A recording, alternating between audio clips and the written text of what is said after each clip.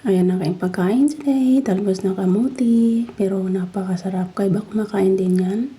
At siyempre, haluan natin ang noodles yan para sumarap lalo. Now, sunod natin ang noodles guys. Ayan, simpleng ulam lang. Simpleng pagkain. At ayan, kumukulo na guys. Nilagay na natin ang noodles. At nilagay na rin natin ang ating talbos ng kamuti. Hintayin nating maluto. Ayan guys, finally luto na. Ayan, nilalagay na natin ang ating sauce. Ayan, sarap. At ayan na nga guys, nailagay ko na yung sauce niya. Halo-haloin lang natin ng bagay ng makakain na tayo. Ito guys, nakbang. Tayo ng noodles at saka kamote. Talbos ng kamote.